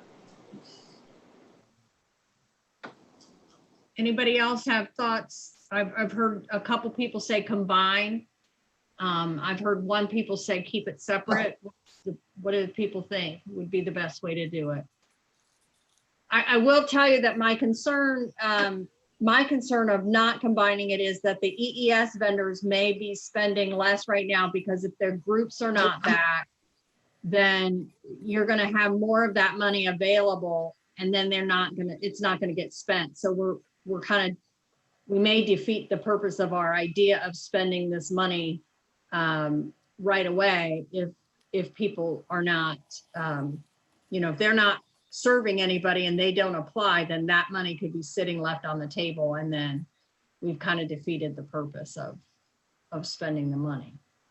I guess Chuck, I guess the question I have is whether it's considered kind of an outright grant or whether there's a need to spend down. If there's the need to spend down, it's unlikely that the funds will be expended.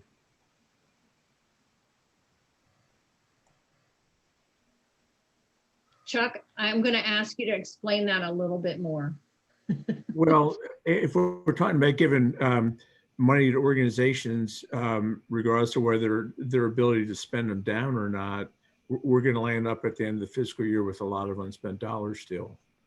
But if we take the 800+ thousand and dole it out based on the fiscal 21 allocation, then those economic relief funds are truly that, relief funds rather than in addition to. Yeah, I mean, my thought was that it's a one-time relief fund that would not necessarily have to be justified by the payment to a client or, by the service to a client, that it would be truly for the organization to use as they see fit. Whether that be to help reimburse yourself for costs that you're not billing, or be training that you want to do, like Jason was saying, or I don't see it as, I'm thinking, unless other people have different thoughts, I'm thinking when I say a one-time relief payment, that it's a payment, just like the retainer payments where you got paid, you didn't have to tell them how you were spending the money or how you were using that money. You just got the payment. Just to clarify, supported employment providers did not get that provider relief fund. Right. Oh, I know. So this would be, in essence, a provider relief fund, just like day support and residential services got from Medicaid. Supported employment providers would get this relief fund through the LETA CES dollars. Yes, that's what we're saying. Okay, yep. This is Chris. If anyone has a good justification on maintaining the split between EES and lettuce, I'd like to hear it. I'm having a hard time kind of visualizing that. I could see that, if they did maintain that split, it may be very hard to spend down the dollars that we're trying to earmark. And further, if they did, we'd have to maximize the percentage on fewer vendors out there that are working with fewer clients. And so that may not be the best use of dollars per client. This Chuck again. I don't have any strong preference whether to keep them separate or combine them, but this whole concept of a spend down, I'm still a little hung up on, as opposed to an outright grant to organizations to keep them alive, basically. Yeah, I'm sure a lot of them are struggling to stay afloat. So Chuck, would your recommendation be that it's a one-time relief payment, just a grant kind of a thing? I mean, I don't know, are you sure grant's the right word? It's a payment, it's a preservation payment? Is that relief payment sounds good. You know, I don't know what kind of cover, excuse that word, that DARS needs to justify doling out the funds, but I just think a kind of an outright grant based on fiscal 21 allocations is what's going to benefit most organizations. This is Jason. So I guess the question is, yeah, what sort of reporting is required from DARS in order to do this? Well, we have to be able to say what the funds were spent on. So even with a grant, we do have to have reporting. So we will, organizations will have to report how the funds are spent, regardless of how that is provided to them, because we have to be able to account for them. So, but Donna, would we be able to say that this is a grant that you can use in whatever way you want to use it? And then you would just report to DARS how you chose to use it? I need to get some more clarification on that. Because, and I say that because we've had organizations that were proposing to use it for services that weren't even employment related. So we need to make sure that we have some criteria set for that, how it would be used. And I say that because there, like I said, there was day support programs and there was residential programs. At one point there was a school. And so. Yeah, that's a good idea. I agree with that. This is Jim, I agree. Has to somehow be tied to employment services. Right. That makes sense. So for example, if I had a day support center, I couldn't spend the money on payroll for my day support employees, but I could spend it for payroll expenses or training expenses for my supported employment staff. Right. And I would just put that in the report saying the money was spent on payroll and training or benefits or equipment or whatever. Does that make you feel better, Chuck? Does that help? Yeah, that's fine. I mean, perhaps DARS could put out a list of allowable activities so that people don't stray and use the funds for non-employment related programs. And we could do that. Yeah, we could do that. We would have to develop another application. This is Jason. I think also not limiting it to just the 1 month time period would be helpful. Well, what do you all recommend? Well, the last provider relief fund was back in May. And so I believe it was April, then May expenses. You know, we've had almost 5 more months of expenses. So I think opening it up to at least a quarter would be helpful. If not starting maybe with June, July, August, September. So I'm wondering if we would need to do that. If we're going to say that we're going to base the amount on the allocation, that wouldn't the application just be that you would benefit from the use of funds and that you would just, you know, after, you know, a certain period, within 90 days, you would report to DARS how you spent the money, but that because you're not going to request a specific amount, you're going to get the amount you get. Does that make sense? So instead of having to justify, like, I'm going to spend the money this way and this way, like the application was before, the application is strictly going to be a notification to DARS that you would be interested in receiving the relief payment. And that it will be used for employment related expenses only. Yes. I agree. Sounds good. That's how I envision it. I'm good with that. Oh. Me too. That sounds like a good plan. So Anita, you writing all this down? I'm waiting for a motion. She's recording it. She's recording I'm it. trying to get one for a half hour. It can be used against us if we run for office in future years. She's recording all this. Okay, so we're going to. Would you provide us with like a list of allowable activities? Is that how it would work? Well, our list of allowable activities is based upon the lettuce EES funds. I mean, and so if we wanted to do something outside of that scope, I think you would all need to make those recommendations. Yeah, I think that we would say in the application that the funds were meant to be used for employment-related activities and or staff within your organization. And then in the report back, you would have to tell how you spent that.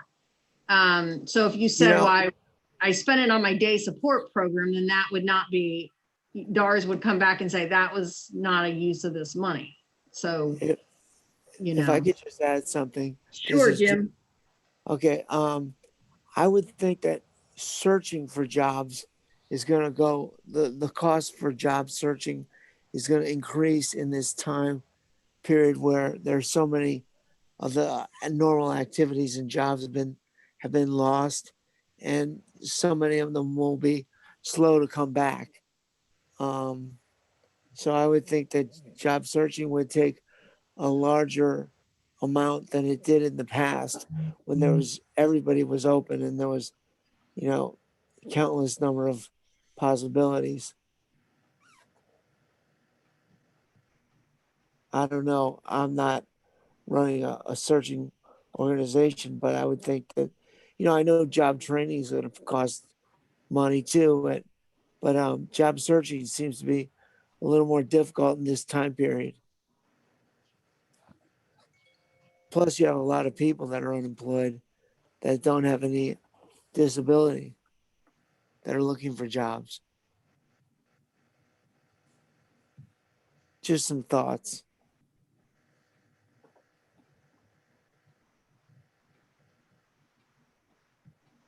And I'm trying to write something that we can see if people want to make a motion on it.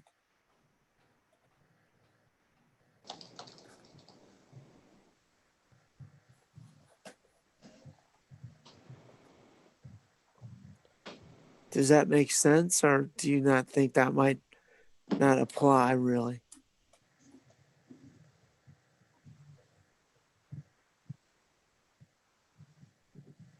Yeah, I mean, I think that could be a good benefit, you know, a good use of the money, Jim. I'm trying to write at the same time. Okay. Well, I would think somebody like Chris might have an opinion on that too.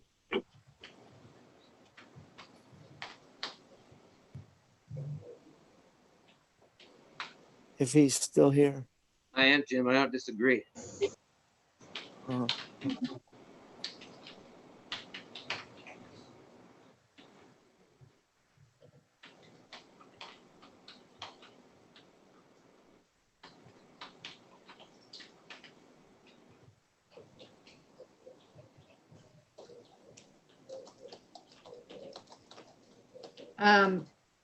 Okay, this is going to be a long one.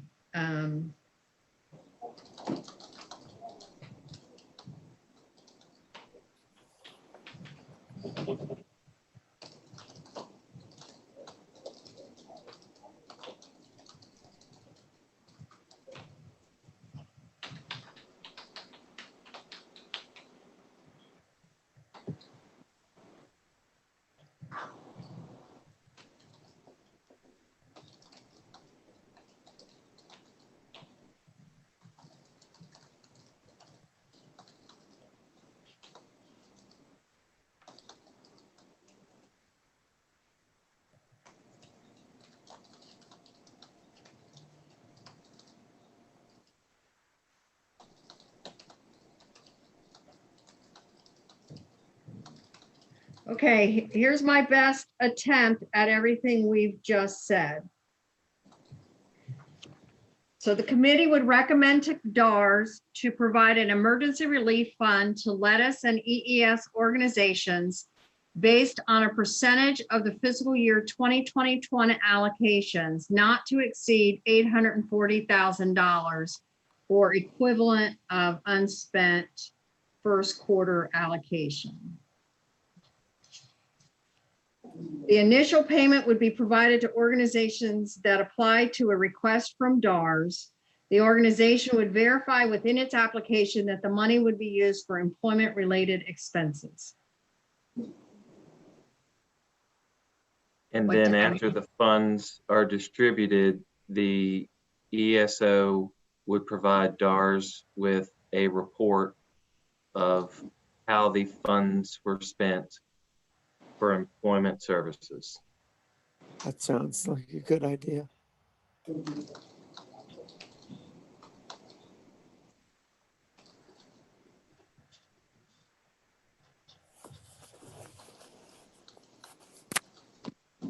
Donna, what's the normal time frame that you want the reports, like 60 days?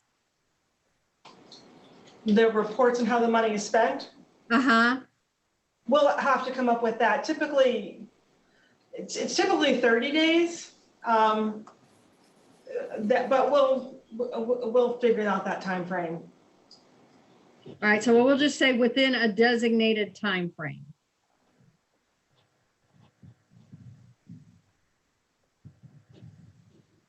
I don't know if this goes in the, I don't think this goes in the recommendation, but I would like to request that the time frame be for spending the money be longer than 30 days, because like I said, the last relief we received was back in May. Oh, I'm sorry. I thought you meant the time frame for reporting how the money was spent. That's what Shirley was asking. Yeah, that's okay. So do we need to say that if you're getting the amount of money and you can spend it however you want? So if it's money that you're replacing from loss, that's one way. If it's money that you're going to use for something going forward, that's another way. I mean, I don't think it's not like, because before we had to say that we were asking for the money that would cover a period. Now we're asking for just an amount of money. So I don't think you need I think if it's job related, employment service job related stuff, that should be used for that. And if they can justify it, that I don't know. That seems like the logical way to do it, in my opinion. I mean, you're not going to have people reporting golfing and lunch at the Virginia Country Club was used for partial spending. So I think, it has to be job related, job searching, or job supported employment, or the other expenses involved. I'm not sure of all the expenses involved in running a job searching organization or support employment. So I'll leave that to you experts, but there's got to be a lot of expenses. Yeah, and I think, Jim, when we say employment related expenses, that's what we're talking about, that it would be for your job coaches, your money that you're spending on job training, money you're spending on, the expenses that go with running an employment organization. It might help pay benefits. It may help pay, insurance. It could help pay whatever the organization would need. Right. Okay. Yeah, that sounds good. But it wouldn't go to the parts of the organization, like if you have a residential program, you wouldn't use it to supplement your residential. It's really to use for your employment part of your organization. That sounds like it agrees with our philosophy in the steering committee. So that sounds good to me. This is Teresa. I think just as a protection for all the organizations, you need to have some sort of a timeline of what is allowable. Like, I don't think it can be open-ended. Maybe I'm wrong, but I know anytime that I've been involved with applying for funding, there has to be some sort of time frame where you're eligible. And I don't care if we go backwards. I think we have to have something in there, because I don't want to say, well, let's leave it open-ended, and then you guys go to put your receipt in or however you do reporting, and then DARS comes back or the state comes back and says, well, that's not eligible because it's too old. What if we said the organization would verify within its application that the money would be used for employment related expenses within this current fiscal year? That way, Jason, it kind of goes back to you. You could do it from July at least on. From June on, right? Because it could, I've had staff on, salaried staff that have not covered costs. And I continue to retain them to maintain our capacity. So I would do a look back, from June on, whereas other organizations that may be closed down, they need the money to hire and train staff moving forward. So if we keep it open by saying, in the current fiscal year. And many places may have bills to pay for facilities, the rent or the mortgage or whatnot. That has to be paid even when they go down. And that also keeps them from putting it in their savings accounts. Like if you have to spend it within this fiscal year, you've got to spend it. It can't go, towards a reserve fund or whatever. And so would this be the Lettuce fiscal year or the state? I said within this fiscal year, because the money that we're getting is from this fiscal year Lettuce EES. So if we say within this fiscal year, it's staying within the same year. We could even say within the fiscal year of Lettuce EES, which is June to May. I'm sorry to interrupt. I need to interrupt. Unfortunately, there's been a little bit of a miscommunication and we are losing our captioner at noon. So before we can continue, this group needs to make a decision about whether or not we can continue. We just found this out about 10 minutes ago and I'm trying to figure out how to turn on automatic closed captioning. I'm not seeing it. So I need to. So this group needs to make a decision. We do have interpreters. Are we at risk, Donna, of? Go ahead, Joanne. I was just going to say, are we at risk of not being in compliance with various laws by not having that function? I don't have the answer to that question. This hasn't happened before, so we're not sure. Shirley, are you ready to make the motion? Yeah, I believe that each individual person can turn on closed captioning when they're watching YouTube. I also see that feature at the bottom for us, but yeah. So I think that you can turn it on yourself, even though we don't have it in the organization. So I would recommend that we continue. I think the work that we're doing is important. And since we had already, the meeting time technically was till 1 o'clock, I would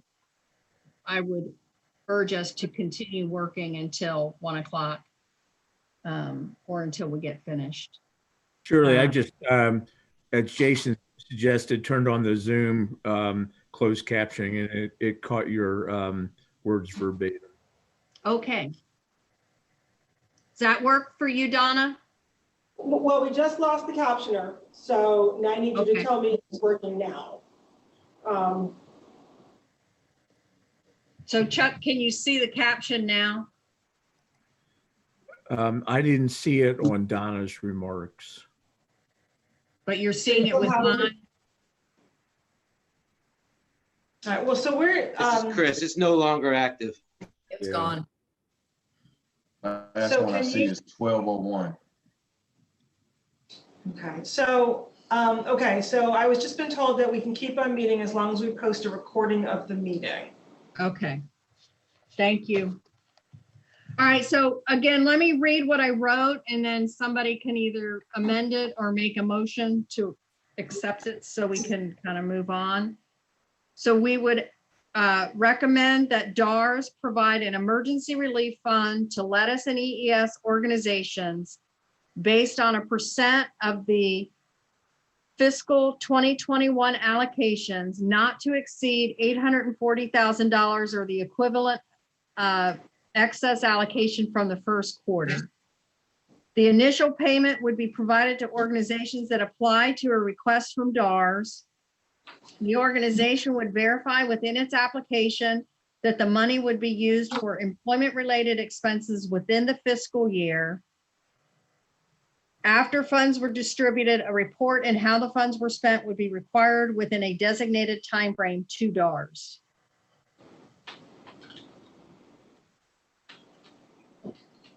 Sounds good to me. That captures everything we've discussed. So can I have a motion to approve this motion? This recommendation? Yeah, I support the motion or put out a, All right, Jim, you're gonna have made the motion. Who wants to second the motion? I will, Shirley. Alan, I second the motion. Robin, okay. Any other discussion of the motion? Sure, this is Chuck. The Yeah. only comment I would have would be the language about not to exceed the whatever the 800,000 was. Not that I'm distrustful, but to say not to exceed, DARS could choose to do 100,000 Ah, because we're saying so not. should it be to equal the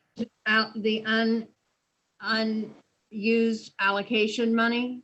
I mean, do you want to, should we amend it to say that so that it's not to the allocation, let's see. So so based on fiscal year 2021 percentage of allocations in the amount of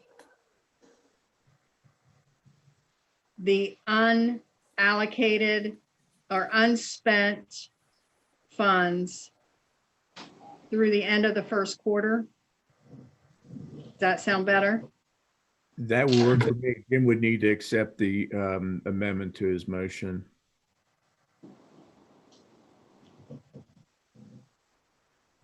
Jim, does that work for you that we change that motion to say in the amount unspent of the unspent funds from the first quarter? it sounds appropriate to me. Yes. Robin, do you also agree as the seconder of the motion? Yes. Okay, so we have a motion on the table. Is there any other discussion? Okay, we need to approve the motion, and I think I have to do it by roll call, right, Anita? Yes. All right, I have to find my roll call. Okay, Robin Metcalf, Yes. Jim, Chuck, Yes. Alan, Yes. Joanne, Yes. Megan, Yes. Teresa, Yes. Chris, Yes. Jason. Yes. All right, the motion passed. And Anita, I'll type this up and send to you what I've written. Thank you. I think that would be easiest. All right, so that's the recommendation we have. Are there other recommendations we want to send? Or do we want to wait till our next meeting and explore what, at that point, we'll have the second quarter funds. We can do this fun stuff again all over again, or we can make further recommendations this time. This is Jason. I would prefer that we do it 1 quarter at a time. Okay, anybody else?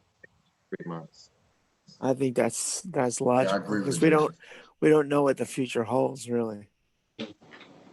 Agreed. Okay, anybody opposed to that? All right, we will then submit this recommendation to Kathy and hopefully she will approve it and move on with it. We're now at a place where we were going to have a conversation and discussion about the 70-hour minimum EES work requirements. Anita, do you want to talk a little bit about this? Yes, I can do that. I would also, was going to post to the group if you would like to take a 5-minute break. That'd be a good idea for me. Everybody's agreed to a 5-minute break? All right, let me find my clock. It's 12:08, so we'll get together again at, let's say 12:13. Am I just gonna leave my phone on and that'll be Yes. fine? Okay. Now, Leave don't it- anybody get off. We may not get you back. Yeah, don't get okay. off. Yeah, keep Okay, everything thank on. you. Thank you very much. All right, we'll see you in 5 minutes. Thank you.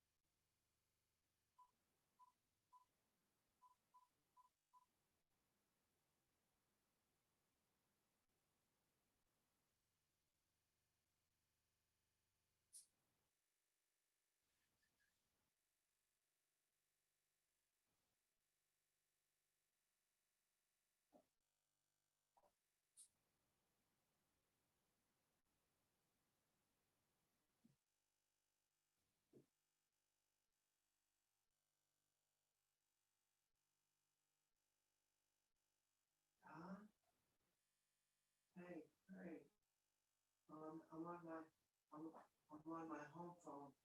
I'm on my home phone. I'm in that meeting for the employment, the governor's meeting, the employment services. No, I'm not in, we're doing this via the face, the Zoom. Yeah, Zoom, we're doing Zoom. I got a meeting on Zoom and they couldn't get the camera to work, so I'm just having to put the phone up next to my ear. At first it was really loud and clear, but now I have to put the phone up to my ear to hear everything, we're voting on, but I've been able to add some input.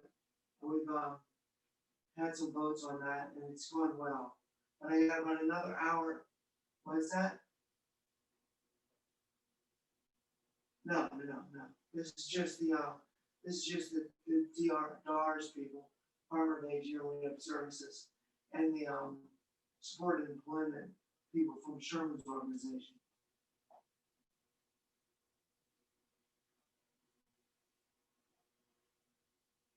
Well, it's okay. I'm hearing fine. I just have to be with the phone next to my ear. That's all. But I'm able. I drank a pot of coffee while I was in the meeting. But we just took a 5-minute break. Yes, I did. I just finished. Right. Well, I gotta take meds and I gotta also eat a piece of cheese or something. We got about another. We go to 1 o'clock. But I gotta get back to the phone because we only have a few minutes break. I will do that first. Thank you. Okay. All right. Bye. I'll call you when I'm finished, but bye.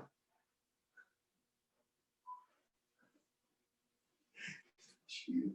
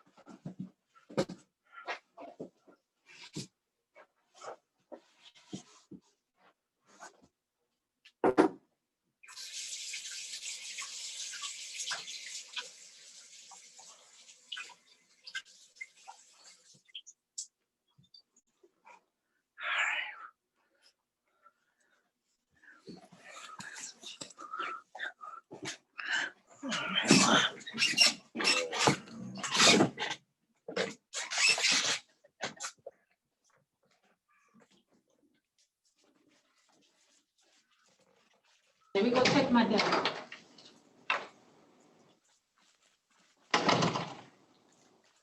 We're unmuted now, yes. It's 12:14.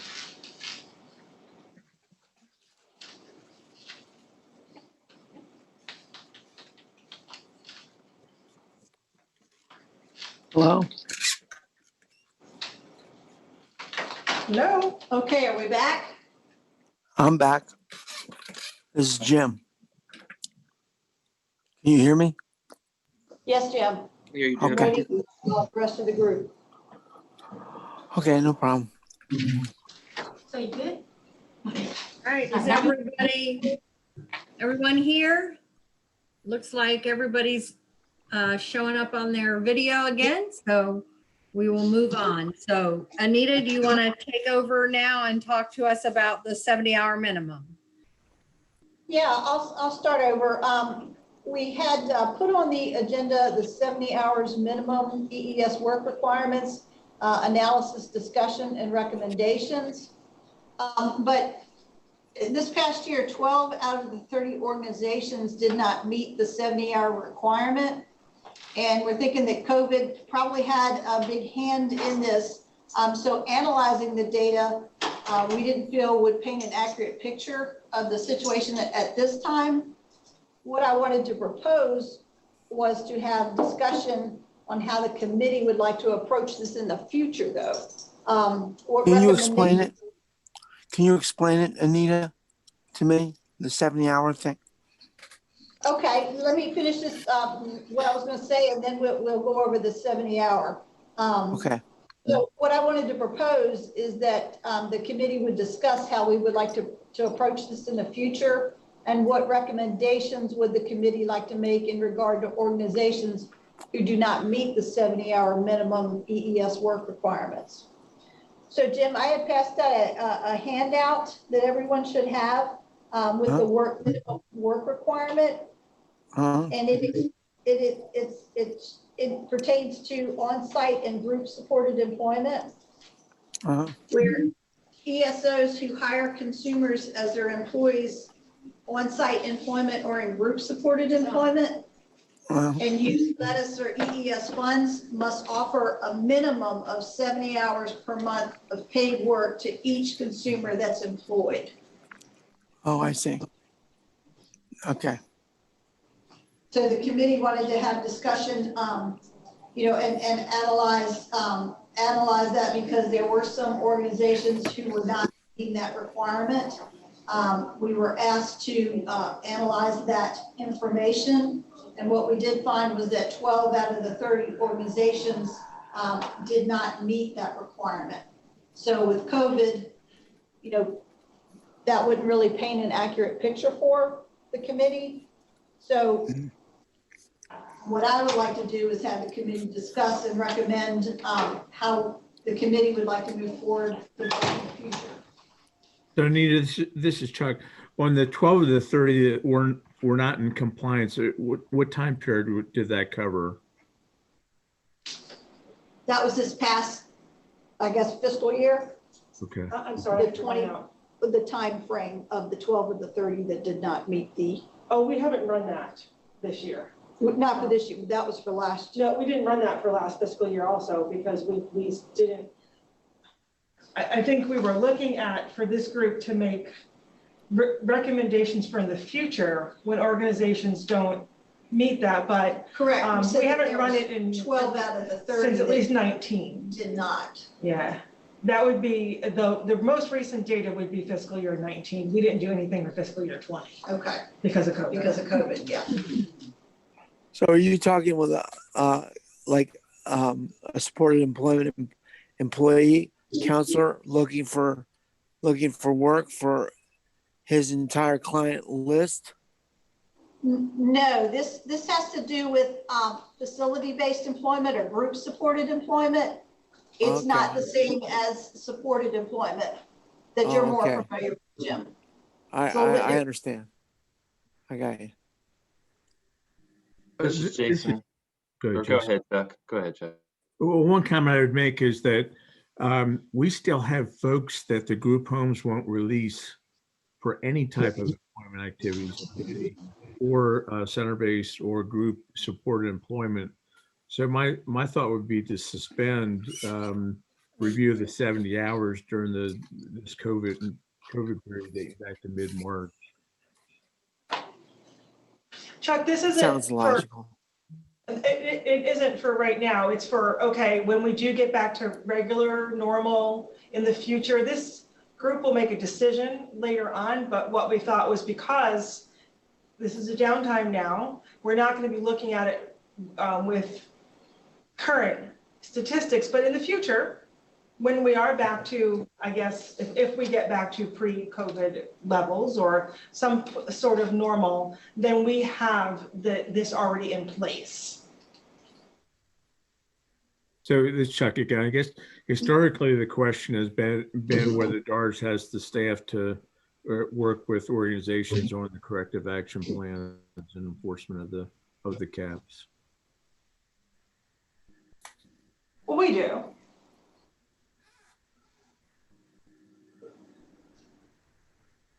This is Jason. I was just looking at the draft minutes from the January meeting, and it looks like back then that there were 6 out of 17 vendors. Granted, this is the draft minute. 6 out of 17 vendors last year did not meet the 70-hour requirement. The committee recommended that a motion was made for DARS to complete a deeper analysis surrounding the 70-hour minimum. Was there any sort of analysis since January of this? No, we didn't go any deeper because we couldn't. Once March came and COVID happened, we would not have wanted to look at anything based upon fiscal year 20, because that's just not representative. And we'd have, most of, if not all of our organizations will be less than that. I think that's like a third. That's like a third, more than a third of the people didn't meet it. That's a lot. That's quite high. We had talked about, as a committee, that of developing corrective action plans for those organizations. So I would think, after we get out of this state emergency after COVID, we could go ahead and develop those corrective action plans for the organizations not complying. That would be my only recommendation. Jason, I agree. The only other thing I would add, Donna, is that it just feels like we're in such unsettled times right now that it almost feels premature to have much more of a discussion than what Jason just suggested. I mean, I don't know when we're going to be out of this period of time and how many things are going to be changed between now and the time that some of those programs can be at full capacity again. And I don't know, it seems like there are a whole lot of variables that we don't have answers to. Definitely a lot of variables. We don't have to. Yeah, and we don't have to discuss, this was something that was brought up at the last meeting that should be addressed on this agenda. So that's why I put it there. But if the committee decides that they want to hold off on this until we're a little farther out of the woods with COVID, then, you know, that's up to you all. I think that's wise. So I'm wondering Yes, if as a committee, we want to recommend to DARS that they do not enforce this at this point during the governor, since technically the state is still in a state of emergency, that maybe we say that you don't enforce this at this point, and that we'll reassess it once we're out of the state of emergency and then move forward from that point. You certainly could. We haven't enforced it in years, even pre-COVID. This has been a conversation. We have no intention of enforcing this. Right. Yeah, and I understand that, Donna. I just wonder if it makes sense that this committee puts that in more formal terms, that is our recommendation. So moved. All right, Chuck made a motion to recommend to DARS that they do not enforce this requirement during the state of emergency. Is there a second? I'll second it. Oh, sorry. A lot of seconds. Who wants it? I don't want it that bad. I've already got something in there, so Let's spread the love. Anita, I'll let you pick who you name. How about you, Jim? Oh, I've already motioned to clear too. I want to spread the love. Let somebody else have one. All right, we have a like first by one-sided Chuck. meeting. We have a first by Chuck and a second by Jim. All right, so we need to, is there any other discussion on this? Then we will need to vote, and I need to find my list again. Robin? We're voting on, yeah, thank you. Jim? Yes. Chuck? Yes. Alan? Yes. Joanne? Yes. Megan? Yes. Teresa? Yes. Chris? Yes. Jason? Yes. All right, the motion carried. Do you know if the commissioner is going to be able to join us? She is not. She is not. Okay. She's in another meeting that she has not been able to Get out of it. get out of yet. All right. Dee Dee, did you have any comments you wanted to make? I know you're not technically on the agenda, but as her her second in command, would you like to have an opportunity to say anything? I'd just like to say hello to everybody and thanks so much for your continued support and serving our customers.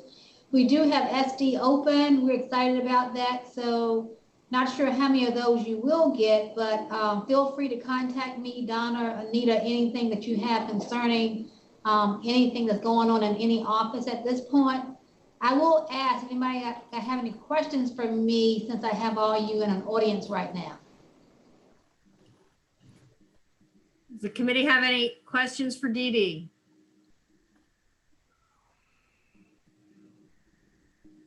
Yeah, that sounds great.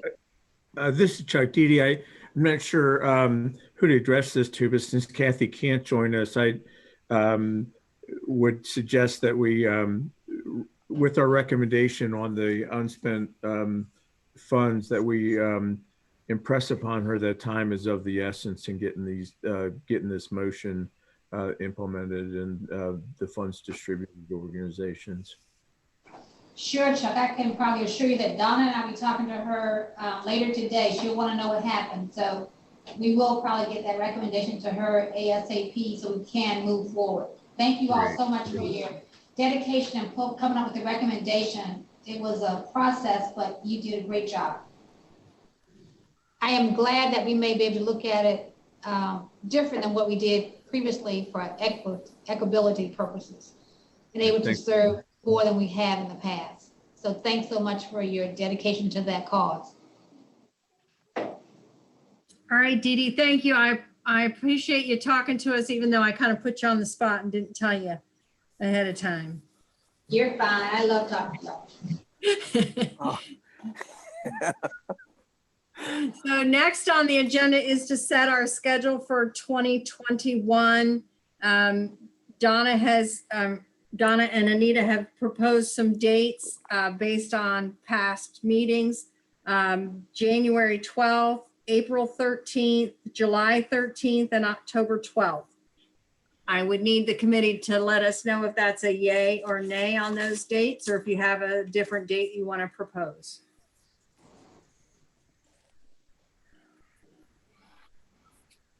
Works for me. Anybody have any opposition to those dates?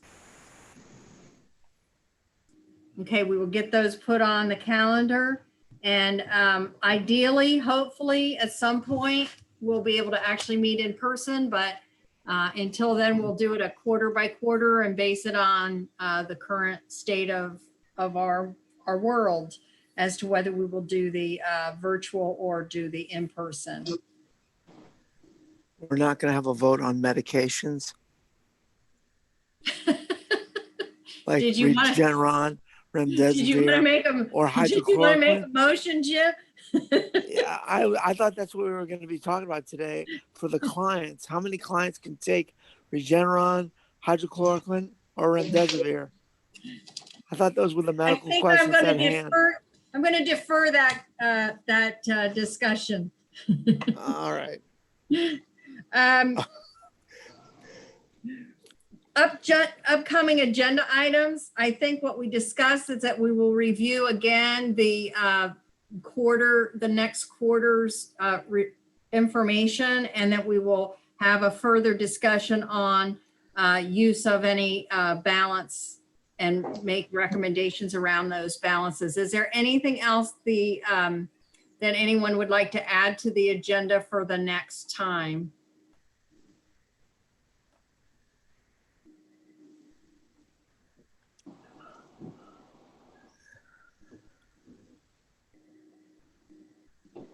The next time will be in January.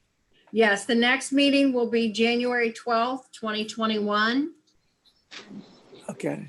So it may be a virtual meeting again. Yeah, we'll make that We'll have to decision. see. Yeah, Donna, usually Donna and Anita and I talk about a month ahead of time to see where we're at, what we need to do. And we have to put the agenda out about 30 days out ahead of time in order to meet all the public requirements. So we will connect with you guys in December sometime. That sounds really crazy to say. It's that Sounds we're good. talking in December, but the year has gone amazingly quick. Shirley, I have some other business as well. Please join. This is Anita. I just wanted to inform the committee that I am in process. Wanted to inform the committee that I'm in the process of doing lettuce system user verifications. And I've been contacting the vendor admins so that they can verify the users for the system. I'm also going to be sending something out for security awareness training, the annual security awareness training that all users must complete. So that is going out in the process of sending that information out now. So I just wanted to update the committee on that. So Anita, since we just did that security awareness for this committee, do we have to do it again for lettuce or? It's due for the lettuce system specifically. We're doing it in October every year. And in order for you to show up in the lettuce system, in the portal, that's where the information is going to be stored, that it needs to be completed there. So as long as you're in compliance, the dates, that's fine. But as far as keeping record of it, it's going to be in the system. So if it is not, been taken and updated in the system, you would need to keep track of that. I just make sure that everyone's in compliance in October. So if it's a different date, then, if you expire in September, I'm not gonna notify you until October, so you'd be out of compliance for a month. So by that response, I'm taking it to mean that the members of this committee who are also in lettuce will have to retake it now. I would suggest that, and the vendor admins are also responsible for ensuring that their staff, any users, are in compliance as well. I just have a question for Anita. Has the new one been posted for the 2021 year yet? That's the one we're posting right now that we're working on. Yeah. And that's all I had on that one. Okay. So Anita, I believe I got an email that said to do this, and then I got another email said to ignore it, and you're sending another email. So am I still? Correct. A new email will be coming out today. I thought it was a glitch in the system. However, I think it was a glitch in the individuals who were completing the forms. They were checking a box, which meant that they were disapproving staff versus approving them. So I'll be working on that today and reach out to everyone. And then I'll give the go ahead to complete the verification. All right, thank you. Anybody have any other additional items for the committee today before we move to adjourn? Going back to the agenda for January, I would like it if DARS could provide an update on any legislative items that may affect lettuce and EES. I believe the General Assembly is still, are they still in special session now? I believe so. So there could be things that affect this funding pool that we would like to be updated in that January meeting. And you all might know that sooner than we do. And I think January 12th, is that the day before session starts? I'm not sure, but. It's Well, typically before. Yeah, so I think, Donna, he was specifically talking about the special session, since they're going to be looking at the budget. Oh, okay. Yeah, if we know of anything, of course, we'll share it. Yeah. Before that too. Okay, great. Thank you.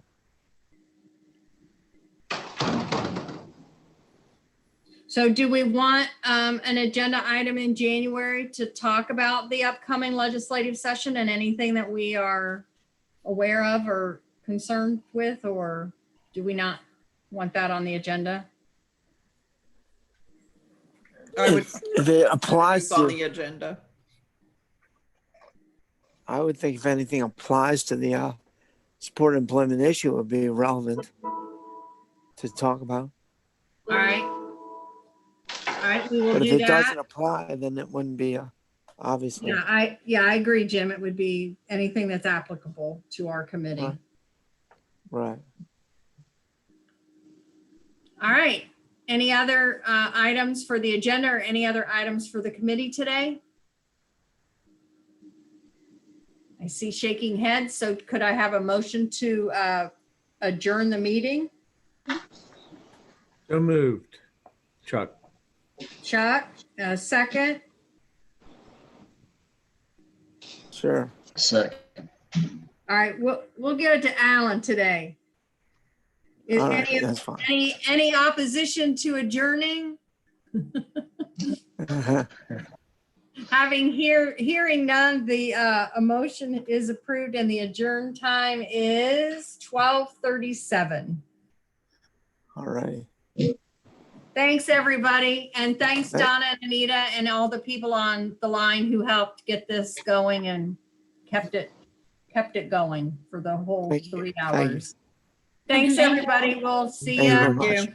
much. Thank you. And round town. Be safe, everybody. Be safe. You too, Jim. Okay. God bless. Hey,